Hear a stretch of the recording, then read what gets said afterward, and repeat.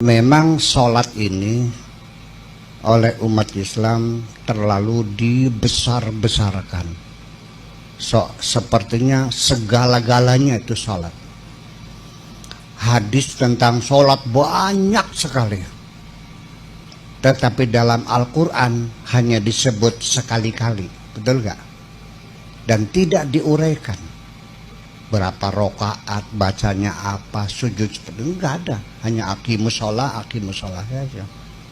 Dari mulai surat Al-Baqarah, Dzalikal kitabul la raiba fihi hudal lil muttaqin alladzina yu'minuna bil ghaibi wa yuqimunas sholat. Itu saja. Yuqimunas sholat, aqimus sholah.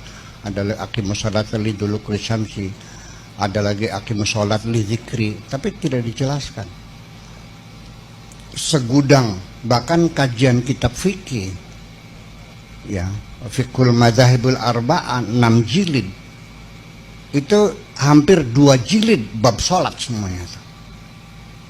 Kenapa terlalu besar ini? As-sholatu imaduddin. Sholat itu tiang agama. Man aqamaha faqad aqamaddin. Kalau mendirikan sholat berarti mendirikan agama.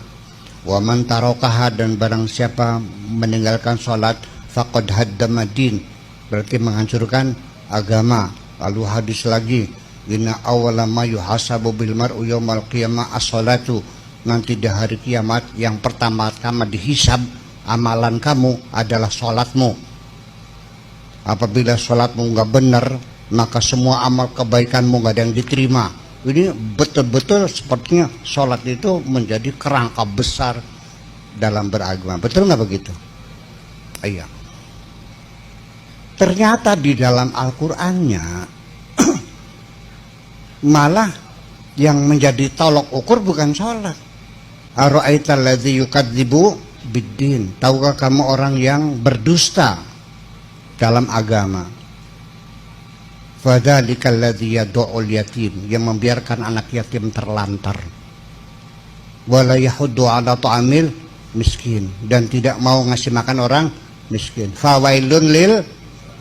Jadi artinya kalau kamu tidak melihara anak yatim, tidak ngasih orang miskin, sholatmu dibayar dengan well. Kebalik begitu. Sing bener nih. Hadis apa Quran?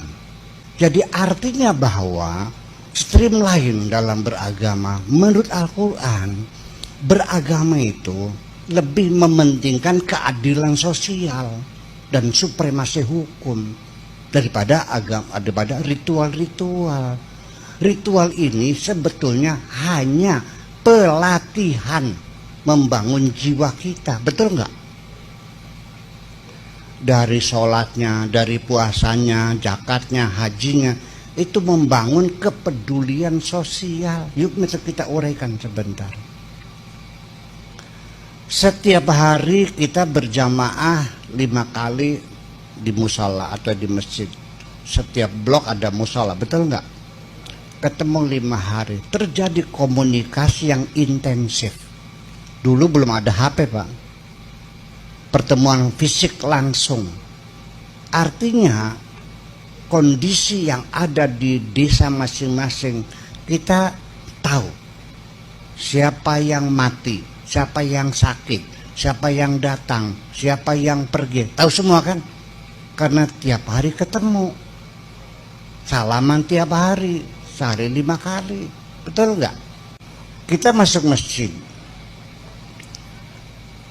Andaikan seorang sekda atau pejabat atau dan ramil atau bupati datang terlambat, boleh nggak menyingkir orang di depan untuk bupati ke depan? Ada nggak aturannya di masjid orang kaya di depan, miskin di belakang? Ada nggak aturannya pejabat di depan, rakyat di belakang? Nggak ada.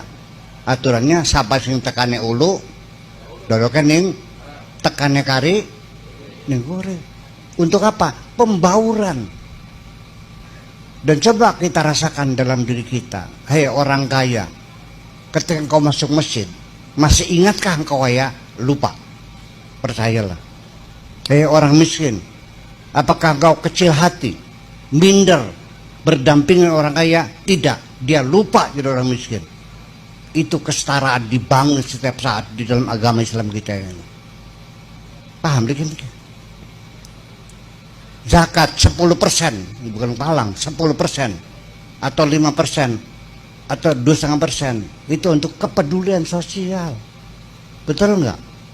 Puasa untuk membangun cinta kasih kepada mereka yang miskin, merasakan sendiri betapa sakitnya orang lapar itu. Semuanya kepedulian sosial. Itu yang jadi persoalan. Andaikan Islam itu dibalik sekarang, ibadah sosial kita utamakan daripada seremonial dan ritual, saya kira bangsa ini akan makmur semuanya. Betul enggak? Masa ibadah umroh tiap tahun tetangganya anak yatim nggak sekolah dibiarkan saja?